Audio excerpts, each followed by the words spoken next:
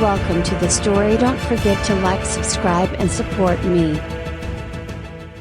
The vast emptiness of space had a way of making even the most seasoned officers feel small. Captain Lyra Hawkins wasn't immune to it, but she'd never let it show. Standing on the bridge of the police cruiser Orion, she glanced at the mission report for the third time since they'd left port. The missing spaceship Argo had reappeared out of nowhere, transmitting a weak, scrambled distress signal. For weeks, the ship had been presumed lost, and now, without explanation, it drifted on the edge of known space, waiting like a ghost. "We're approaching the Argo, Captain," Lieutenant Ethan Cole reported. He stood rigid at his station, a man more comfortable in routine than in mystery. "Bring us alongside," Hawkins replied, her voice calm but edged with tension. This wasn't their first retrieval mission, but something about this one felt off. She could sense it. A tug of unease pulling at her gut. Jackson Steele, the youngest member of the crew, leaned against the doorway to the bridge, his eyes wide with barely concealed excitement. "So what's the deal with this ship? Pirates? Sabotage?" Hawkins shot him a look. "Keep your theories to yourself, Steele. We're here to find out what happened, not speculate." Dr. Celine Grayson, their resident xenobiologist, glanced up from her datapad. "We can't rule anything out yet. Given the Argo's proximity to the galactic rim, it's possible they encountered an unknown species." "That's comforting," Steele muttered under his breath. Hawkins ignored him. "We'll know soon enough. Everyone suit up. We'll board the Argo as soon as we're docked. Stay sharp." Within minutes, the Orion had connected with a derelict ship, and the boarding party suited up in their sleek, black exosuits. The ship's airlock hissed as it opened, revealing the dim, flickering lights of the Argo's interior. A cold draft swept through the corridor, carrying with it a metallic tang that clung to the back of Hawkins' throat. "Stay close," she ordered, leading the way with Cole at her side. Steele followed, his energy muted by the eerie silence that hung over the ship. Grayson brought up the rear, her face set in a calm, calculating expression. As they moved deeper into the Argo, the sense of abandonment became palpable. Personal belongings were scattered on the floor, tools, clothing, even food trays, but there were no signs of life. It was as if the crew had vanished into thin air. "Strange," Cole muttered. "No bodies, no signs of struggling broken bar. It's like they just a broken bar stopped." Steele's voice cracked through the comms. "This place gives me the creeps. Feels like we're being watched." "Focus," Hawkins snapped. But she couldn't shake the feeling either. Something was wrong, and it was more than just the emptiness of the ship. They reached the control room, where a single console blinked with a weak power signal. Hawkins approached, wiping dust off the screen. "Cole, see if you can pull up the ship's logs." Cole nodded, tapping at the controls. The screen flickered to life, displaying a series of corrupted files. Most of it scrambled. "Whatever happened here fried the system." "Keep trying," Hawkins ordered. As Cole worked, a soft noise echoed through the corridor, a faint, like footsteps. "Did you hear that?" Steele asked, his voice tight with tension. Hawkins turned, her eyes scanning the shadows. "We're not alone." Out of the darkness, a figure stumbled toward them, a woman in a torn uniform. Her hair was disheveled, her face pale. "Help me," she whispered. "It's still here, broken bar. It's still." Hawkins raised a hand, signaling Steele to lower his weapon. "Who are you?" "What happened?" The woman collapsed to her knees, gasping for breath. "Marie Halley, Broken Bar Communications Officer." "We Broken Bar, we tried to stop it, but it can look like us." "It's in here." "It's a Broken Bar." She trailed off, her eyes wide with terror. Steele knelt beside her. "Look like us?" "What's she talking about?" Hawkins' stomach tightened. "She's saying there's something on board that can mimic people." Grayson crouched down, scanning Hale with a medical device. "Her vitals are all over the place, but physically, she seems fine." "Whatever she's been through, it's psychological." Cole's voice cut through the tension. "Captain, we've got a problem. I've found something in the logs, but it's incomplete. The crew reported strange behavior among their ranks before the transmission went dark. The last entry mentions a life form they couldn't identify. Before Hawkins could respond, another noise came from the hallway. They turned to see a second figure emerge, another officer Hale, walking calmly toward them, unscathed and unafraid. Hawkins felt a chill run down her spine. What the hell, a broken bar? The second Hale spoke, her voice steady. Captain, you need to get off this ship. Whatever that I say. She pointed to the woman on the floor. Ray, it's not me. Steele's hand flew to his weapon, his eyes darting between the two Hales. What the hell is going on here? Lower your gun, Steele, Hawkins barked, her mind racing. Two identical people, each claiming the other was the imposter. She couldn't trust either one. Cole stepped forward cautiously. Captain, we need to isolate them, figure out who's telling the truth. Hawkins nodded, but her thoughts were spinning. Could it be true? Could this life form really mimic people so perfectly that even they wouldn't know? Grayson's voice was low, measured. It's possible, Captain. I've read about species that can adapt their physiology, but nothing on this level. We're dealing with something we've never seen before. Hawkins looked between the two Hales, each wearing the same face, the same expression. One of them was lying, but how could they possibly know which? Steele shifted nervously. What if it's not just them? What if this thing can look like any of us? The words hung in the air, heavy with implication. Hawkins' grip on her blaster tightened. She couldn't trust any, not even her own crew. Secure them both, she ordered. We'll figure out the rest later. Steele and Cole moved quickly, binding the hands of both Hales with restraints, though the task felt meaningless. If this entity could mimic people so perfectly, what good were restraints? As the group moved deeper into the ship, the atmosphere grew heavier, more oppressive. Every creak of the hull, every flicker of the lights, felt like a threat. They reached the medbay, where Grayson began analyzing both Hales with the ship's remaining diagnostic equipment. Hawkins stood at the entrance,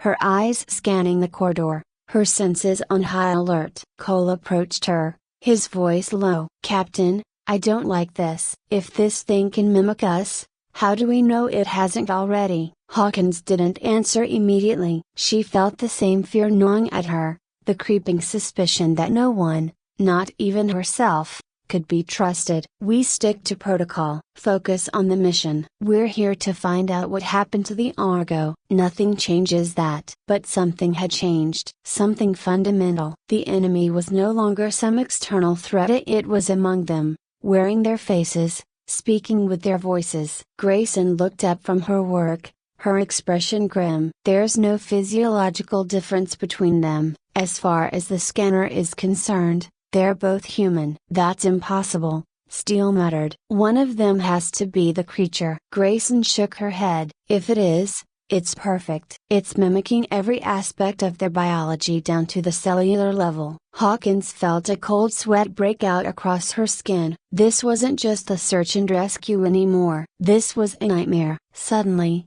the lights flickered, and the ship groaned as if under some unseen pressure. Steele jumped, his eyes darting around the room. What the hell was that? Grayson checked her console. Powers fluctuating. The ship's systems are barely holding together. Hawkins knew what that meant. Time was running out. If they didn't find a way to contain this entity, they'd be stuck on this ship with Ida, and eventually, it would pick them off, one by one.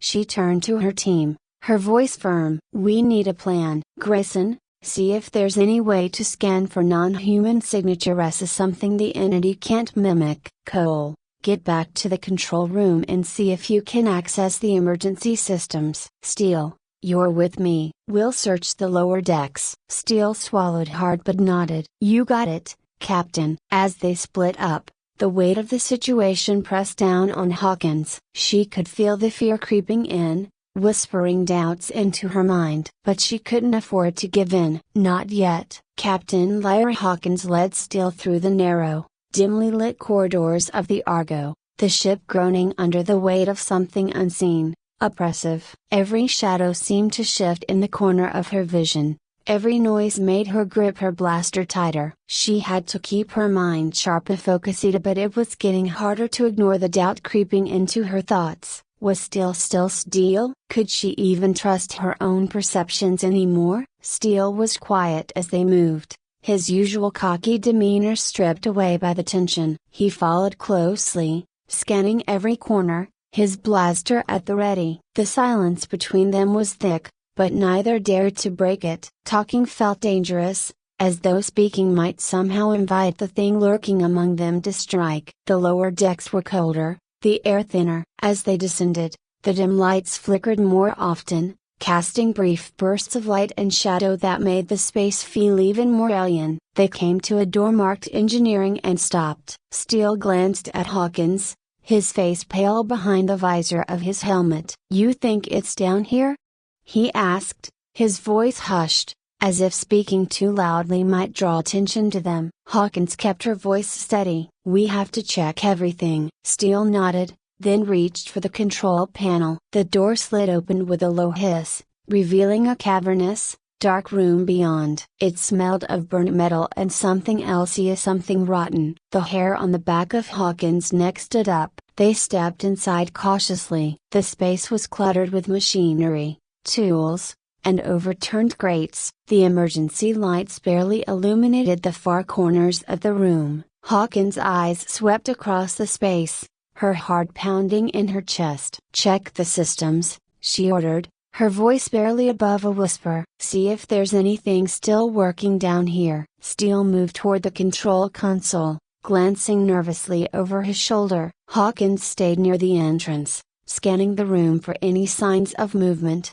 any hint that something was hiding in the shadows. Her mind kept circling back to the fact that the entity could look like anyone. It could already be here, watching, waiting for the right moment to strike. Steele muttered something under his breath as he tapped on the console. "Most of the systems down here are fried, but there's some power left in the auxiliary generator." Hawkins felt a flicker of hope. "Can you bring it online?" "I'll try." Steele's fingers moved quickly over the controls. A few seconds passed in tense silence, and then the lights in the room flickered to life. The hum of machinery returned, faint but present. "There we go," Steele said, exhaling in relief. "That should give us some more time." But Hawkins wasn't relieved. Her instincts were screaming at her that something was wrong. She moved closer to Steele, her eyes darting to the shadows. "Let's head back up. We need to regroup." Just as she turned toward the door, a noise echoed from the far end of the room. It was soft at first, a faint scraping sound,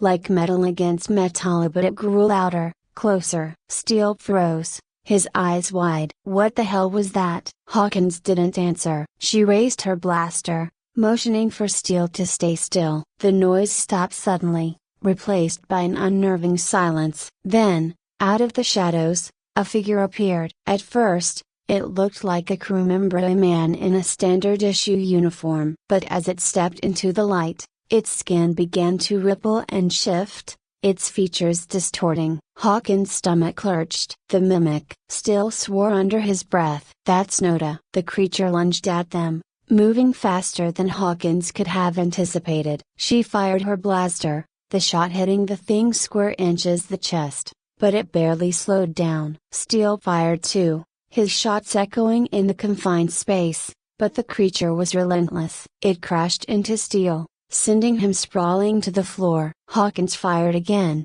aiming for its head this time. The blast hit, and the creature let out an inhuman screech before collapsing to the ground, its body twitching violently. For a moment, neither of them moved, the air thick with a stench of burnt flesh. Hawkins rushed to Steele's side, pulling him to his feet. "You okay?" He nodded, though his face was pale. "Yeah, I think so." They both looked at the creature's body, now lying still on the floor. Its form was grotesque, the remnants of its human disguise melting away to reveal a mass of shifting, fluid-like flesh. "We need to get out of here," Hawkins said, her voice tight. Now, they moved quickly, retracing their steps through the corridors, their pace faster now. Every shadow felt like a potential threat, every sound a warning. By the time they reached the control room again, Hawkins' pulse was racing. Cole was waiting for them, his face etched with concern. "What happened down there?"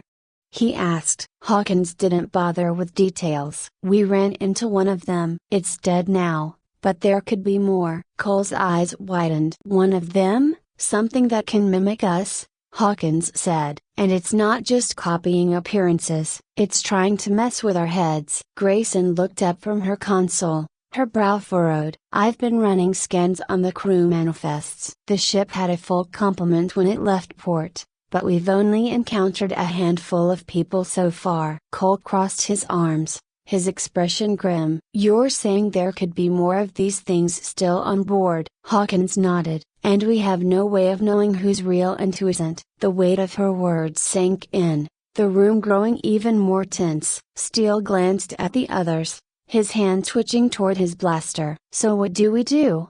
he asked. "We stick to the plan," Hawkins said. "Grayson, keep running scans. See if you can find anything these things can't mimic. Cole, I need you to keep trying to access the ship's records. There has to be something in here that'll help us figure out what we're dealing with." "And what about us?" Steele asked, his voice betraying his growing fear. "How do we know we're not a broken bar one of them?" Hawkins didn't have an answer. She wished she could reassure her team, tell them everything would be fine, but the truth was she didn't know. All she knew was that they had to keep moving, keep working, or they'd be sitting ducks for whatever was lurking in the shadows. Hours passed in tense silence. Grayson worked tirelessly at her console, scanning for any anomalies, while Cole continued his efforts to access the ship's logs. Steele paced the room, his nerves frayed, his eyes darting to every corner as if expecting another mimic to appear. Hawkins stood near the entrance,